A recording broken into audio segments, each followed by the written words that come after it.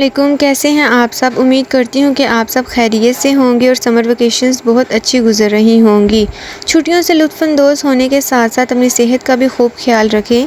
اگر summer vacation سے لطف اندوز ہونے کے ساتھ ساتھ ہم تھوڑا پڑھائی پر بھی توجہ دے دیں تو کوئی مواخذہ نہیں۔ آئیں ہم دیکھتے ہیں کہ ہسٹری میں ہم کن چیزوں کا مطالعہ کریں گے۔ گزشتہ اسباق میں ہم نے وادی سندھ کی تہذیب کا تعارف، محل وقوع اور اس کے دوسری تہذیبوں کے ساتھ روابط کے بارے میں پڑھا۔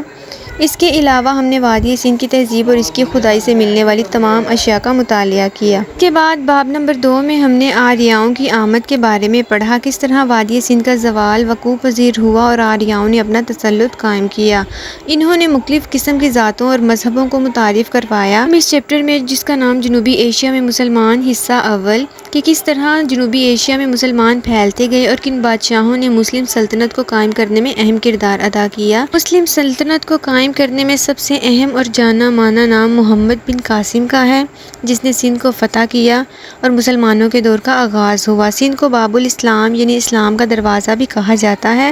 محمد بن قاسم نے زمین کو فتح کیا اور یہاں سے اسلام کی روشنی پورے ہندوستان میں پھیلتی گئی۔ اس کے بعد محمود غزنوی، جو کہ غزنی کا حکمران تھا، اس کے دور میں غزنی ریاست نے سلطنت کی شکل اختیار کر لی۔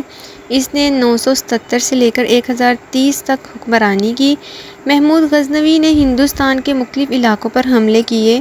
وہ اسلام کا ایک بہادر جنگجو تھا۔ سب سے مشہور کارنامہ سومنات کے مندر پر حملہ تھا، جس کے بارے میں ہندوؤں کا ماننا تھا کہ سومنات پر حملہ کرنے والا خود تباہ و برباد ہو جاتا ہے۔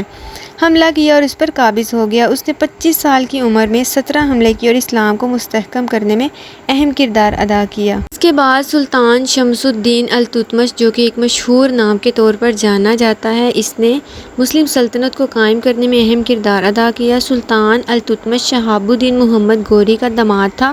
وہ بذات خود کسی بھی شاہی گھرانے سے تعلق نہیں رکھتا تھا، لیکن وہ ایک بہادر سپہ سالار تھا۔ اس نے شہاب الدین غوری کی وفات کے بعد اس کا تخت سنبھالا۔ اس کو بہت سی مشکلات کا سامنا کرنا پڑا۔ اس کی سلطنت زیادہ دیر تک برقرار نہ رہ سکی کیونکہ اس کو بہت سی بغاوتوں کا سامنا کرنا پڑا۔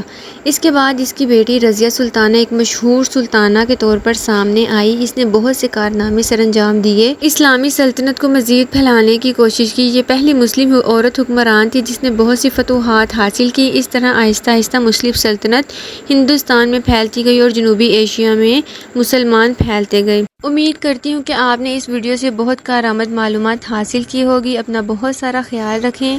اللہ حافظ۔